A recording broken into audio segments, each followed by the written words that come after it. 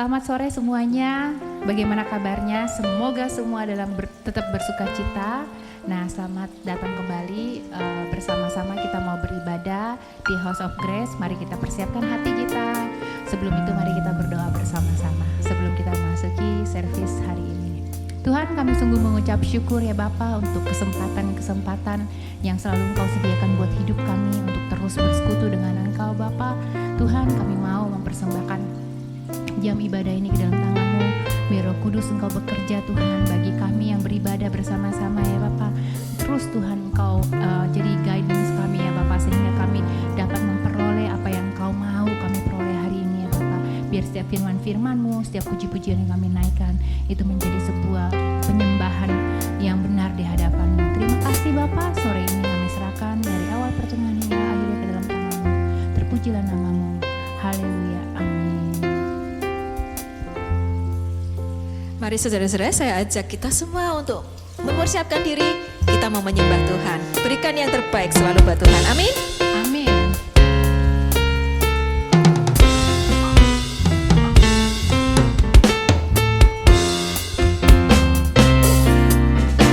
Sungguh alangkah baiknya, sungguh alangkah indahnya bila saudara semua hidup rukun bersama. Sungguh alangkah baiknya, sungguh alangkah indahnya bila saudara semua hidup rukun bersama. Seperti minyak di kepala Harun yang berjanggut dan jubahnya turun, seperti embun di bukit Hermon mengalir ke bukit Sion. Sebab kesanalah Allah memerintah agar berkat-berkat-Nya tercurah serta memberikan anugerah hidup selama-lamanya.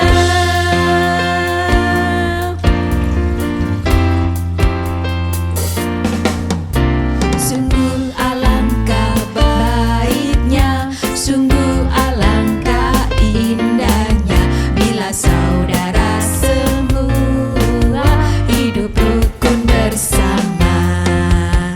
Sungguh alangkah baiknya, sungguh alangkah indahnya bila saudara semua hidup rukun bersama.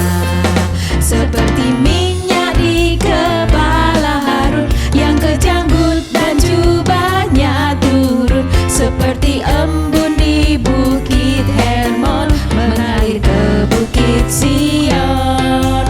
Sebab kesanalah Allah memerintah agar berkat-berkat-Nya tercurah serta memberikan anugerah hidup selama-lamanya. Seperti minyak di kepala Harun yang kejanggut dan jubahnya turun, seperti embun di bukit Hermon mengalir ke bukit Sion. Sebab kesanalah Allah memerintah agar berkat-berkat-Nya tercurah serta memberikan anugerah hidup selama-lamanya. Serta memberikan anugerah hidup selama-lamanya. Serta memberikan anugerah hidup selama-lamanya. Haleluya, amin. Saudara-saudara, mungkin ada di antara saudara-saudara yang saat ini sedang dalam keadaan sulit atau dalam keadaan lemah atau sakit, dan saudara-saudara sangat membutuhkan pertolongan Tuhan. Saudara-saudara, mungkin saatnya sore hari ini kita berseru-seru lagi kepada Tuhan, karena Dialah yang satu-satunya yang bisa menolong hidup kita, yang bisa menolong kita keluar dari segala permasalahan kita. Mari kita nyanyikan pujian ini sebagai doa kita kepada Tuhan.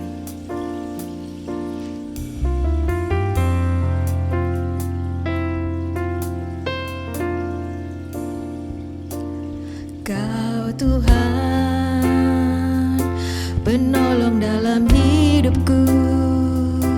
Ku percaya hanya kepadamu.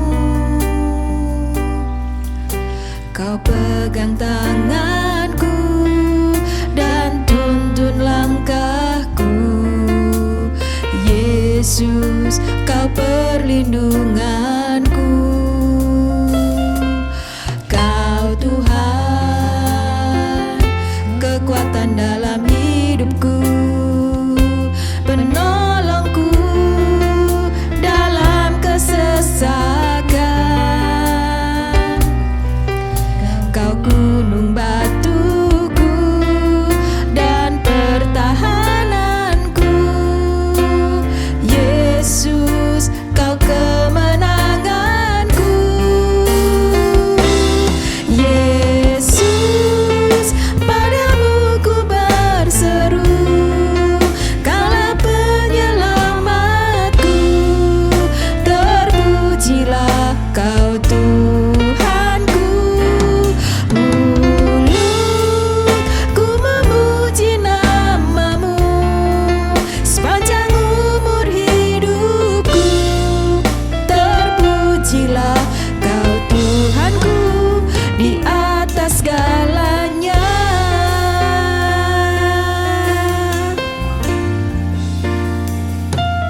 Kau Tuhan, penolong dalam hidupku. Ku percaya hanya kepadamu. Kau pegang tanganku dan tuntun langkahku. Yesus, kau perlindunganku. Kau Tuhan, kekuatan dalam hidupku, penolongku dalam kesesakan. Kau gunung batuku dan pertahananku. Yesus, kau kemenanganku. Yesus, padamu ku berseru, Kaulah penyelamatku. Terpujilah Kau Tuhanku. Mulutku memuji namamu sepanjang umur hidupku. Terpujilah Kau Tuhanku di atas segalanya.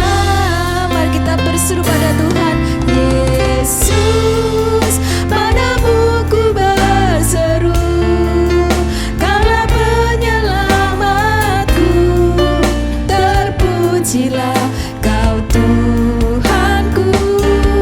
Mulutku memuji namamu sepanjang umur hidupku. Terpujilah Kau Tuhanku di atas segalanya.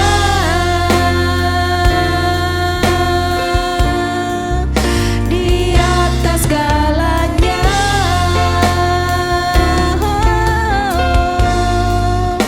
Di atas segalanya.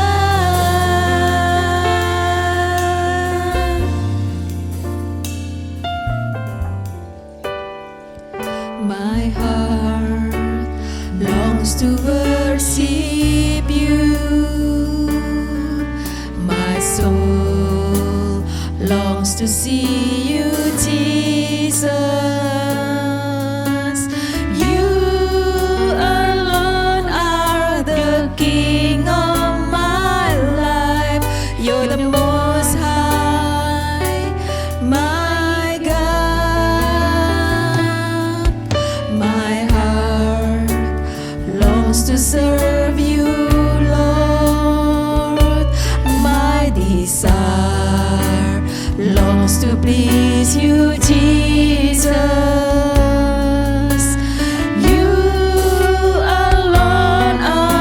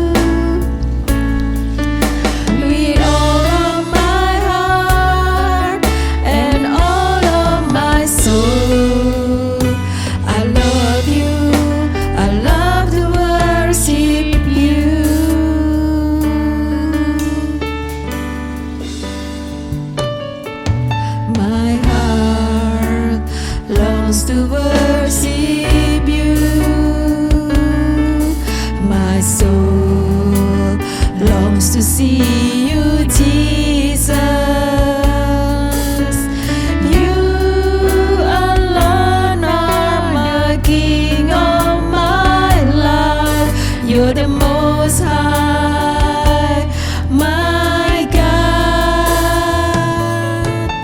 My heart longs to serve you, Lord. My desire longs to please you, Jesus. You alone are my hope and my strength. You're the most high, my God. I worship you, I worship you, Jesus. I worship you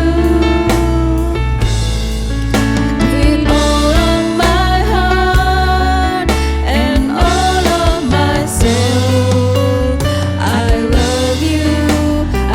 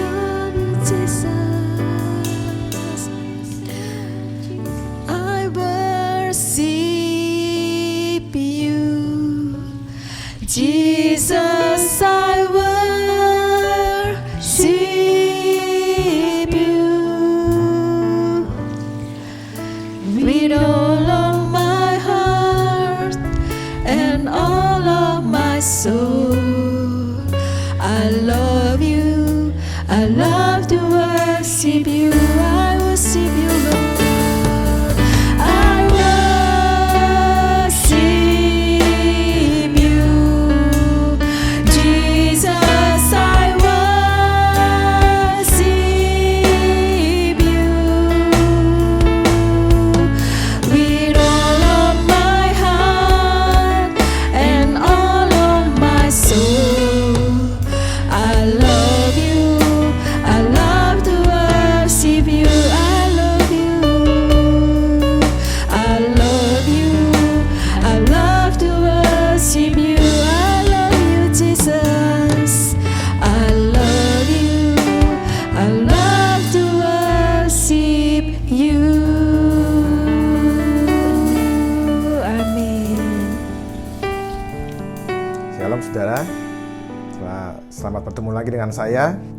Dan sebelum kita mendengarkan firman Tuhan, mari kita berdoa sekali lagi agar urapan Tuhan turun ke atas kita semua dan kita dapat mengerti apa yang Roh Kudus mau sampaikan saat ini.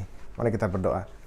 Bapa, kami mengucap syukur untuk kesempatan kali ini, di mana hamba-Mu akan membawakan firman-Mu Tuhan, merenungkan firman-Mu bersama-sama, dan hamba-Mu berdoa, biarlah Engkau mau urapi hamba-Mu ini, biarlah bukan mulut bibir saya yang berbicara, tapi biarlah Roh Kudus-Mu berbicara melalui hamba-Mu ini, Tuhan Yesus. Urapi juga setiap kami yang mendengarkan firman-Mu, dan biarlah semua benih firman yang ditaburkan dapat bertumbuh dan berbuah dalam kehidupan kami, berbuah nyata dalam kehidupan kami, dan sehingga semua orang dapat mengetahui kebaikan-Mu ya Tuhan melalui kehidupan kami, dan kehidupan kami dapat menjadi berkat bagi orang-orang di sekitar kami. Terima kasih, dalam nama Tuhan Yesus kami berdoa. Haleluya, amin. Nah, saudara, pada kesempatan kali ini saya akan berbicara mengenai nasihat atau teguran. Nah, saudara, kalau kita dengar kata nasihat atau teguran, itu sepertinya simple, gampang. Tapi apa benar nggak itu segampang dan sesimpel dari kata itu? Saya rasa enggak. Itu mungkin untuk anak-anak kecil yang masih berusia di bawah 10 tahun tuh mungkin gampang. Karena mereka mau nggak mau harus mendengarkan nasihat dari kedua orang tuanya. Tapi kalau untuk orang-orang yang sudah dewasa, yang sudah seperti kita ini, saya yakin belum tentu saudara akan gampang-gampang tuh untuk menerima atau mendengarkan nasihat dari seseorang. Nah, ada orang-orang yang mau mendengarkan nasihat, ada juga orang-orang yang nggak mau mendengarkan nasihat. Nah, untuk orang yang mau mendengarkan nasihat, itu ada orang-orang yang berhasil karena mereka mendengar atau menerima masukan dari orang-orang yang tepat. Tapi banyak juga orang-orang yang gagal karena mereka menerima masukan dari orang-orang yang salah. Nah, yang jadi pertanyaannya, suara siapakah yang mau saudara dengarkan? Suara siapakah yang penting dalam kehidupan saudara, ya, bukan hanya sekedar saudara dengarkan, tetapi saudara mau ikuti. Nah, jika saya melihat kehidupan saya ke belakang, itu ada banyak suara-suara yang telah saya ikuti. Di samping dari suara-suara dari kedua orang tua saya nggak mungkin jadi seperti saat ini jika saya tuh nggak mengikuti suara-suara tersebut. Nah, demikian juga saya yakin di sekitar saudara itu ada suara-suara yang Tuhan berikan kepada saudara untuk saudara tuh patuhi. Nah, kita perlu suara tersebut untuk kita maju dalam kehidupan kita. Bukan hanya suara yang kita dengar dari bukan hanya suara yang kita dengar tetapi kemudian kita diemin, tetapi suara yang kita dengar tetapi kemudian kita kerjakan dan kita turuti. Karena bukan apa yang kita dengar, tetapi apa yang kemudian kita kerjakan, itulah yang akan menghasilkan sesuatu bagi kehidupan kita. Nah, saudara, kita perlu orang-orang yang bisa kita dengar. Orang yang sanggup membawa kita ke tempat yang lebih baik. Jika kita pelajari di Alkitab, maka kita tuh dapat mengetahui, ya, kita dapat menemukan beberapa contohnya, yaitu contohnya misalnya Joshua punya Musa, Elisa punya Elia, Ruth punya Naomi. Dan Esther punya Mordekai. Timotius punya Paulus. Dan masih banyak lagi saudara contohnya yang saya nggak bisa sebutkan satu persatu. Nah, ada orang-orang yang sanggup untuk memberi nasihat dan membawa kita ke tempat yang lebih baik. Nah, mendapat nasihat dari orang yang tepat itu akan mengubah keadaan kita. Bahkan dapat menyelesaikan problem kita dengan segera. Mendengarkan dari terlalu banyak orang juga nggak baik. Kita perlu mendengarkan banyak nasihat, tetapi mendengarkan nasihat dari terlalu banyak orang itu juga akan membuat kita bingung. Dan ini tidak baik juga. Contoh nih, saya punya teman di Indonesia, dia mau sekolahin anaknya ke luar negeri. Akhirnya dia banyak bertanya sih, dia tanya sana, tanya sini, dan dia mendapat banyak masukan, mendapat banyak nasihat. Dan karena saking banyaknya, akhirnya dia bingung sendiri, saudara. Dan sampai sekarang pun anaknya belum sekolah di luar negeri karena dia bingung mau sekolahin anaknya di mana. Nah itu karena kebanyakan, saudara, kebanyakan mendengar nasihat. Itu kalau kita kebanyakan mendengar nasihat nggak baik. Tapi kalau kita nggak mau mendengarkan nasihat sama sekali, ini juga tidak baik, saudara. Nah, ada orang-orang yang tidak mau mendengarkan nasihat sama sekali. Mereka bilang gini, hanya Tuhan yang bisa kasih saya nasihat. Wow, dia bilang hanya Tuhan yang cuma bisa kasih dia nasihat. Nah, masalahnya ya saudara, apakah saudara tahu itu Tuhan yang berbicara atau bukan? Apakah saudara itu benar-benar mengenal Tuhan sehingga saudara bisa memastikan suara itu adalah suara Tuhan atau bukan? Nah, biasanya Tuhan memakai manusia untuk menegur atau memberi nasihat kepada saudara. Selama masih ada manusia yang bisa dipakai Tuhan, maka Tuhan akan memakai manusia tersebut atau memakai orang-orang untuk berbicara kepada saudara, untuk menegur, untuk menasihati saudara.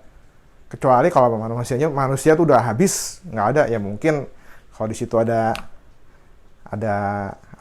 anjing, mungkin Tuhan bisa pakai anjing itu. Tapi selama masih ada orang, Tuhan pasti akan pakai manusia untuk berbicara, untuk menasihati saudara.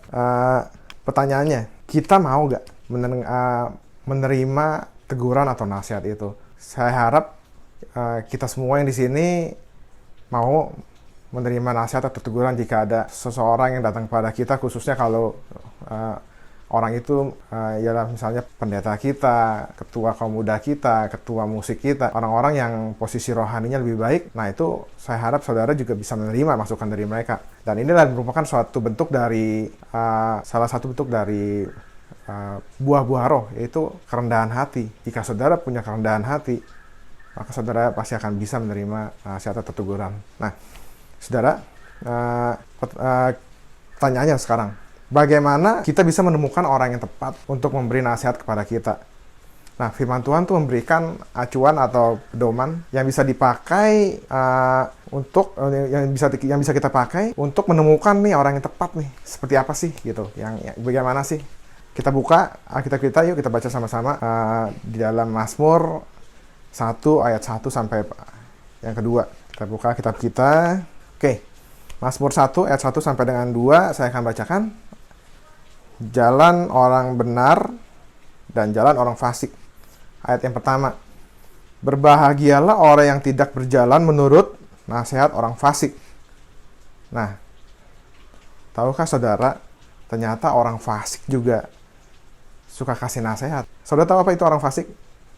Orang fasik ialah orang yang tidak bermoral atau jahat. Jadi atau orang yang dalam kehidupannya itu tidak bisa ditemukan nilai-nilai kebenaran dalam kehidupannya. Misalnya nih saudara, ada orang yang suka kawin cerai, tapi dia jadi konselor pernikahan. Gimana itu saudara? Dianya sendiri hidupnya seperti itu, tapi dia jadi konselor pernikahan, menasihati dan orang-orang datang kepada dia untuk mendapat nasihat dari dia mengenai pernikahan. Nah, ini contohnya nasihat dari orang fasik. Nah, kita lanjutkan lagi ayatnya. Yang tidak berdiri di jalan orang berdosa. Nah, jadi tadi ayatnya, saya ulangin. Jadi ayat 1 itu, berbahagialah orang yang tidak berjalan menurut nasihat orang fasik, yang tidak berdiri di jalan orang berdosa. Nah, seringkali kita melihat orang berdosa itu mempunyai cara-cara yang menarik, sehingga kita tertarik untuk mengikuti cara-cara mereka, atau kita tertarik untuk meminta nasihat dari mereka. Tapi kita tuh sebenarnya nggak tahu ujung-ujungnya tuh bagaimana sih.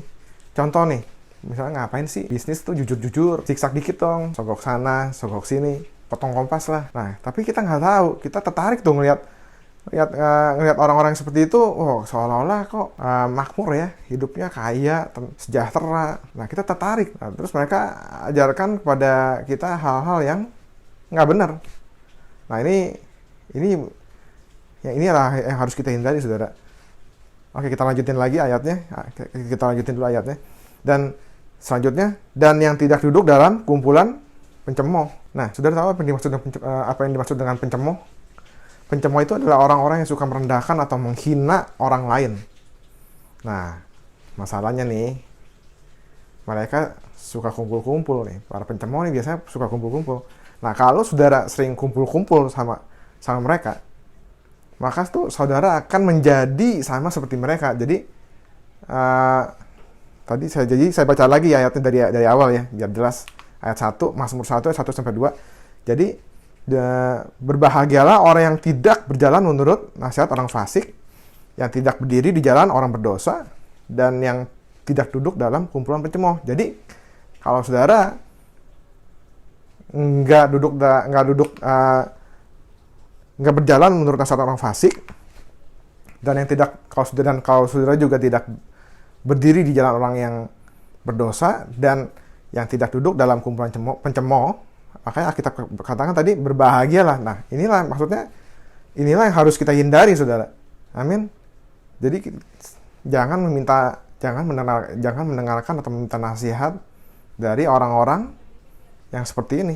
Oke, kita lanjut ayat 2. Ayat 2. Tetapi yang kesukaannya ialah Taurat Tuhan, dan yang merenungkan Taurat itu siang dan malam. Penting untuk mengisi kehidupan kita dengan firman Tuhan, sehingga kita punya filter. Kalau kita punya filter, kita bisa menimbang mana suara yang benar dan mana suara yang salah. Sehingga kita bisa menjauh dari hal-hal yang perlu kita jauhi, dan kita bisa mendekat kepada hal-hal yang perlu kita dengar. Nah, masalahnya, kita nih hanya suka mendengar khotbah-khotbah, tetapi kita tidak suka membaca firman. Banyak khotbah-khotbah itu yang mirip dengan firman Tuhan, dan kita tidak tahu itu firman Tuhan atau bukan. Nah, yang susah dibedakan, saudara, itu biasanya itu sesuatu yang mirip, benar. Kalau sesuatu itu yang benar-benar beda, yang benar-benar bertolak belakang, itu gampang sekali untuk kita bedain. Mau contohnya, saudara? Contoh nih, yang mana yang firman Tuhan? Contoh, menghitung berkat satu persatu atau menghitung hari-hari. Yang mana, saudara? Yang mana yang firman Tuhan? Ya tentulah yang menghitung hari-hari. Itu ada tuh ayatnya di Alkitab. Kalau yang menghitung berkat satu persatu itu bukan firman Tuhan. Itu lagu. Saudara, di zaman sekarang ini ada istilah yang lumayan ngetop, yang lumayan lagi ngetren. Itu mentor atau coach atau pelatih. Apa sih ini maksudnya mentor? Nah, ini saya coba definisikan mentor dari memakai definisi saya sendiri ya, saudara. Nah, mentor ialah seseorang yang suaranya kita ikuti, bukan hanya sekedar kita dengarkan, tetapi kita ikuti. Jadi jadi yang disebut mentor itu tuh, kalau misalnya kita punya mentor si A, nah kita pasti mendengarkan suara orang itu, dan bukan hanya mendengarkan, kita mengikuti juga apa yang dia ngomongin, kita pasti ikuti. Nah, yang kedua, mentor itu biasanya tidak akan membuat hidup kita tuh akan menjadi lebih nyaman, lebih enak. Yang ketiga, biasanya mentor itu adalah orang yang tidak ingin kita tetap dalam kondisi yang sama. Jadi contohnya apa, saudara? Yang paling gampang, nah ini nih, yang lagi ngetren nih, itu sekarang kan ada PT. Tahu kan PT? Personal trainer, yang ada di gym itu. Kalau saudara datang ke gym dan saudara bayar PT untuk melatih saudara, udah pasti, saudara, PT itu nggak bakal bikin hidup saudara itu lebih enak. Dia pasti akan paksa saudara untuk melakukan exercise, dan itu yang akan membuat saudara itu tubuh saudara itu jadi lebih baik. Dan saya jamin, waktu saudara melakukan itu nggak enak. Bukannya hidup kita makin nyaman, tapi malah makin nggak enak. Nah, inilah ya, saudara, beda mentor dengan teman. Jadi bedanya apa, saudara? Satu, nah kalau teman itu mencintai kita tuh apa adanya. Ya udah badan udah gemuk kayak gini ya.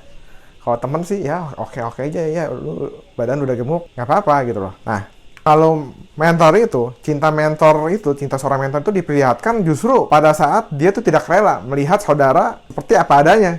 Jadi misalnya PT yang saudara bayar itu, saudara bayar lagi ke PT. Itu udah pasti nggak bakal rela melihat saudara itu apa adanya. Misalnya saudara bayar PT untuk melatih saudara untuk menurunkan berat badan.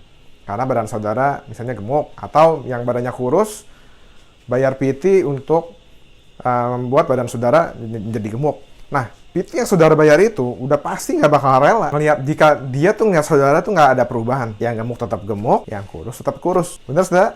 Nah, seorang mentor itu punya komitmen dengan masa depan saudara. Seorang mentor itu bukan hanya mampu menunjukkan kesalahan, tapi juga mampu untuk menunjukkan jalan keluarnya. Jadi kalau contoh lagi saya balik lagi ke seorang PT. Seorang PT tahu di mana letak kesalahan kita. Misalnya kalau kita mau kurus nih, kalau badannya gemuk, oh kamu salah, makannya salah, jangan makan yang ini harus dihindari.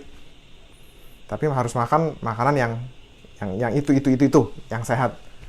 Nah, dia tahu, dia bisa nunjukin tuh kesalahan saudara di mana. Dan dia bisa memberikan jalan keluar juga untuk membuat badan saudara itu seperti yang saudara inginkan. Contoh, yaitu harus ikut exercise. Misalnya lari berapa lama. Itu kan jalan keluar kan. Dia bisa memberikan jalan keluar. Nah, itu mentor. Nah, satu lagi nih. Mentor itu juga adalah seorang yang berani untuk mengkoreksi atau menegur. Nah, saudara, sebenarnya tuh bukan title-nya yang penting, bukan posisinya yang penting, dan juga bukan sebutannya sih yang penting, tapi sebenarnya yang penting itu adalah peranannya. Nah, sebenarnya Tuhan tuh sudah menempatkan orang-orang yang mempunyai peranan sebagai mentor dalam kehidupan saudara. Itu tuh Tuhan tuh sudah tempatkan orang-orang itu tuh di sekitar saudara. Cuman seringkali nih orang-orang tersebut saudara jauhi karena saudara tuh nggak suka pada saat saudara ditegur atau dinasehati. Nah, orang-orang ini sebenarnya ada di sekitar saudara dan Tuhan tempatkan secara strategis dalam kehidupan saudara. Nah, kita sih seringkali ya, kita maunya si A atau si B yang jauh rumah di sana tuh untuk menjadi mentor kita. Sebenarnya tuh Tuhan sudah siapkan orang-orang di sekitar kita, cuma saudara hindari mereka karena mereka menegur saudara dan saudara nggak suka ditegur, nggak bisa menerima nasihat atau teguran. Nah, saudara, jangan berharap untuk mendapatkan seorang mentor jika tidak bisa membiasakan diri untuk mendapatkan teguran atau nasihat. Justru, saudara tuh harus bahagia kalau masih ada orang yang mau menegur atau ada orang yang mau menasehati saudara. Nah, perubahan itu akan sulit terjadi kalau kita hanya mendengar apa yang mau kita dengar. Nah, ini ada beberapa ayat dalam Alkitab mengenai nasihat atau teguran. Ada di dalam Amsal 10 ayat 17, saya akan bacakan. Demikian firman Tuhan. Siapa menghindarkan didikan menuju jalan kehidupan, tetapi siapa mengabaikan teguran tersesat. Ada juga di Amsal 12 ayat 1. Siapa mencintai didikan, mencintai pengetahuan. Tetapi siapa membenci teguran adalah dungu. Wah, ini kasar sekali nih, saudara. Jadi kalau orang yang nggak mau ditegur nih, Alkitab bilang dia apa? Bukannya bodoh lagi, tapi dungu. Dungu itu udah, menurut saya sih udah super bodoh. Jadi kalau orang yang nggak mau ditegur, nggak mau dinasihati, ini Alkitab bilang dia nih adalah dungu. Itu ada di Amsal 12 ayat 1, bukan saya ngomong, saudara. Ini Alkitab yang tulis. Ada lagi, saudara, kita buka di Amsal 13 ayat 18. Kemiskinan dan cemooh menimpa orang yang mengabaikan didikan. Tetapi siapa menghindarkan teguran, ia dihormati. Nah, ada contoh yang bagus dalam Alkitab. Salah satu tokoh yang sangat terkenal yang mau menerima nasihat atau teguran. Walaupun orang ini mempunyai kedudukan yang luar biasa, tapi orang ini mempunyai hati yang mempunyai hati yang lembut dan mempunyai hati yang sangat rendah hati. Itu Raja Daud. Raja Daud itu berbuat dosa. Pasti saudara udah tahu dong ceritanya dong. Yang dia itu mengambil istri orang, istrinya Uria. Jadi itu kan Bathsheba. Bathsheba itu kan sudah jadi istrinya Uria. Nah, karena Daud mengingini istrinya Uria tersebut, maka Daud tuh merancangkan sesuatu yang jahat. Sehingga dia merancangkan sehingga dia membuat tuh Uria mati terbunuh di medan perang. Nah, itu kan hasil rancangannya Daud. Dan itu nggak ada yang tahu, saudara. Sampai-sampai Tuhan itu mengutus seorang nabi Nathan. Tuhan kirim Nabi Nathan datang kepada Daud. Nah, ini bukan suatu hal yang mudah, saudara, bagi Nabi Nathan untuk menegur seorang raja. Nggak gampang, saudara. Makanya itu kadang-kadang menjadi hamba Tuhan itu juga nggak gampang. Kadang-kadang Tuhan berbicara, kita harus menegur seseorang yang kedudukannya itu lebih tinggi, ya misalnya seorang pejabat atau mungkin seorang pendeta yang lebih senior. Itu nggak gampang, saudara. Tapi di sini yang hebatnya, Daud mau menerima teguran dan dia bertobat. Walaupun waktu itu Nabi Nathan ya memakai perumpamaan dulu, sehingga tuh Daud tersentuh, tapi dia mau bertobat dan menerima nasihat dari Nabi Nathan tersebut. Nah, jika saudara ingin kerohanian saudara itu bertumbuh dan hidup selalu dalam kemenangan, terimalah teguran dan nasihat dari mentor saudara atau dari para hamba-hamba Tuhan. Terbukalah saudara untuk dikoreksi. Milikilah hati yang lembut seperti Raja Daud. Amin, saudara. Jadi memang saya tahu nggak mudah untuk menerima nasihat. Sekali lagi, siapa sih yang misalnya kalau kita udah punya, apalagi kalau kita sudah punya kedudukan, posisi, jabatan, itu nggak gampang, saudara, karena saya tahu banyak itu harus menyingkirkan semua ego kita, menyingkirkan semua harga diri kita untuk kita tuh bisa menerima teguran. Akan menjadi lebih mudah kalau kita memang bukan siapa-siapa. Kalau kita sudah punya posisi, punya kekuasaan, punya uang, itu akan menjadi sangat sulit. Tapi saudara, firman Tuhan kali ini ingatkan kita semua bahwa siapapun kita, milikilah hati yang lembut, milikilah hati yang rendah hati, yang mau menerima teguran, yang mau menerima nasihat dari para hamba Tuhan, daripada orang-orang yang senior di atas kita. Saya akan tutup khotbah ini dengan salah satu dengan cerita pengalaman masa lalu. Jadi dulu itu kan sampai sekarang juga saya masih melayani dalam bidang musik. Saya ini adalah pemain musik di gereja. Nah, waktu itu posisi saya itu udah sebagai ketua musik. Dan waktu itu kita ada retret gabungan gereja-gereja. Nah, waktu itu di retret itu ada session dan kita mengadakan service kebaktian. Waktu itu saya main musik.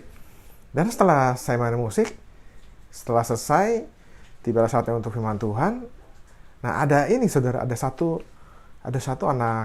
anaknya dia tuh jauh lebih muda daripada saya. Dan dia memanggil saya. Saya pikir ada apa nih?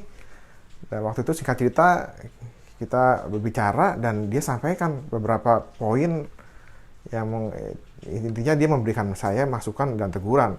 Ya, beberapa poin yang saya itu istilahnya kurang atau yang dia lihat yang harus dikoreksi.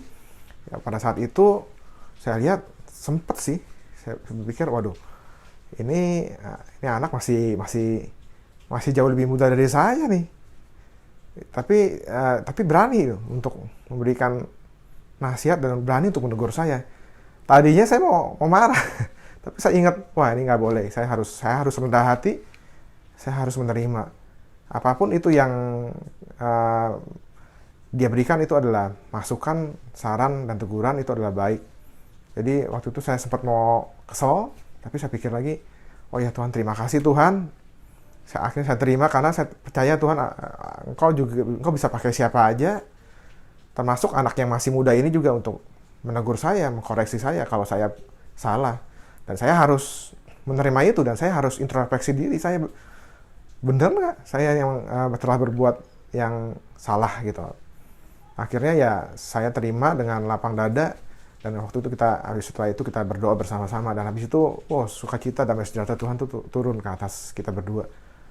Tapi kalau pada waktu itu saya nggak mau menerima, saya keraskan hati, saya tinggi hati, saya sombong. Misalnya jadi saya bilang, siapa sih lu masih kecil kali. Nah, itu sombong, saudara. Misalnya saya bilang, siapa lu? Itu saya yakin saya nggak bakal jadi seperti sekarang ini, seperti saya sekarang ini. Kalau saya waktu itu, pada saat itu tuh nggak bisa menerima teguran, nggak bisa menerima nasihat yang diberikan oleh orang yang jauh lebih muda daripada saya. Nah, ingat saudara, Tuhan bisa pakai siapa saja. Tuhan bisa pakai teman saudara, Tuhan bisa pakai pendeta saudara, Tuhan bisa pakai ya orang-orang di sekitar saudara. Tapi ingat ya saudara, bukan berarti semua orang itu yang bisa ngomong, bisa negur saudara. Jadi tadi kan ada di Alkitab itu kan saya bilang, yang di Mazmur 1 itu, jadi orang yang bagaimana sih yang bisa kita ikuti, kita dengarkan gitu loh. Jadi orang yang tidak duduk dalam kumpulan pencemooh, orang yang tidak berdiri di dalam jalan yang berdosa. Jadi kalau selama orang itu bukan orang fasik, bukan orang yang berdiri dalam jalan yang berdosa, dan bukan yang duduk dalam pencemooh, saudara harus terima nasihat. Ya, jika orang-orang itu tuh memberikan nasihat kepada saudara. Amin saudara, milikilah hati yang lembut, hati yang rendah hati yang mau dibentuk, hati yang mau dikoreksi, hati yang mau ditegur. Dan saya percaya, maka kerohanian saudara akan bertumbuh. Dan berkat-berkat Tuhan akan mengalir dalam kehidupan saudara. Amin saudara. Demikian firman Tuhan saat ini. Dan saya berharap apa yang sudah kita dengarkan dapat saudara renungkan dalam hati saudara, sehingga dapat berbuah dalam kehidupan saudara. Amin. Tuhan Yesus memberkati. Saudara-saudara, kita akan mengakhiri kebaktian kita pada saat ini. Saya undang saudara untuk bangkit berdiri dan mengangkat tangan saudara, dan kita akan menerima berkat dari Tuhan. Biarlah berkat kasih karunia dari Allah Bapa, damai sejahtera Tuhan dari Yesus Kristus, serta persekutuan Roh Kudus menyertai kita sekalian dari saat ini sampai Maranatha Tuhan Yesus datang kembali yang kedua. Haleluya, amin.